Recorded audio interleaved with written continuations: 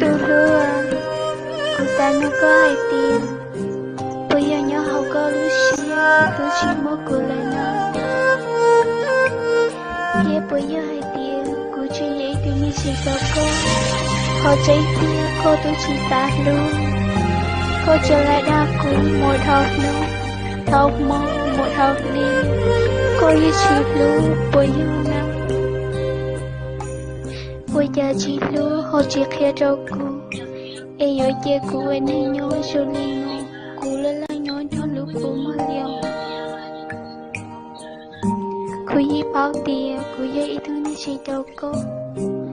Nếu tôi chỉ mong đi đã chỉ nhớ cho kia nó đâu cô.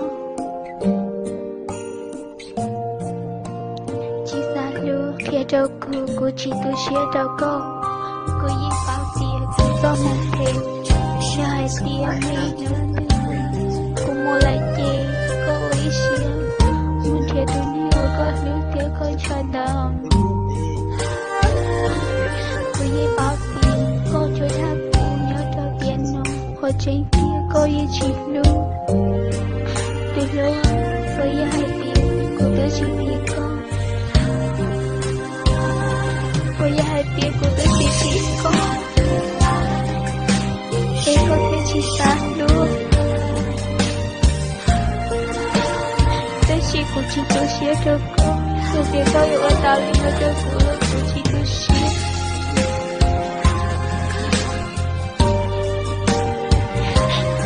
Cứ yêu mua lại mà nhớ con nữa.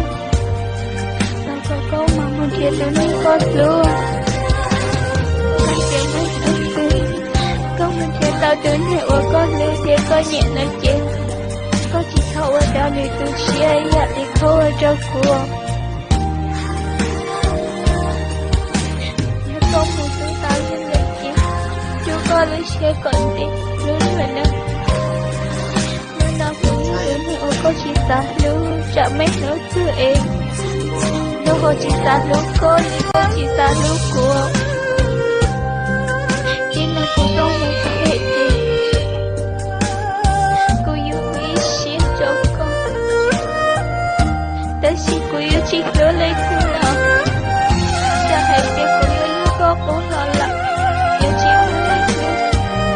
Lời cô yêu chị nhớ lấy thứ là tiếc. Chả hãy biết cô yêu chị phải dạ đâu cô. Em muốn nông kia nông yêu sư lý chị mua là người đã chị. Lâu cô chị tôi xuyên. Thọ có mỗi có lưu này cỡ rồi rồi. Cô mà lệ quay xuyên từ lâu. Cô yi bao tiền.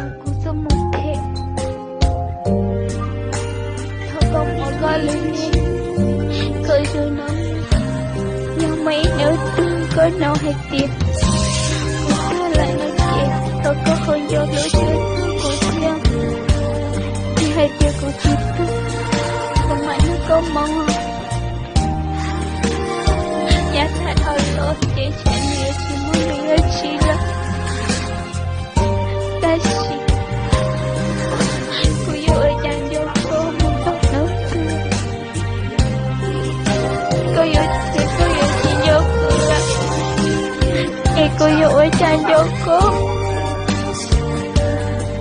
nếu thương là chị ở xin gia đình nói chuyện nhưng trong hai việc một lúc cô em sẽ cô yêu nhân cho cô một thật ta cứ tiện lên nó nào cũng có một phải chỉ bảo cô là chị tôi xin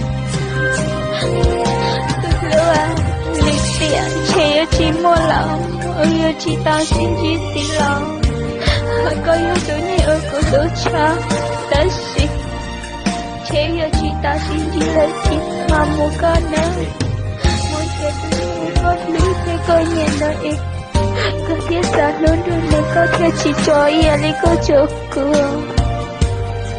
tao có chỉ thôi cho mình xin yêu lấy cô ở cho cô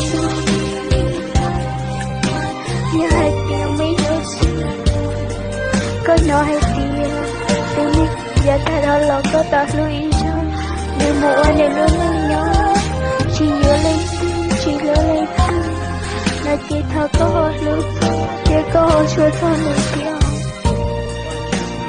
也歌莫打雷你将来那吉他歌路些，呀嘿也歌莫路呢，一路起路歌，那我歌都些那吉，切古也把歌都些，原着歌都些调。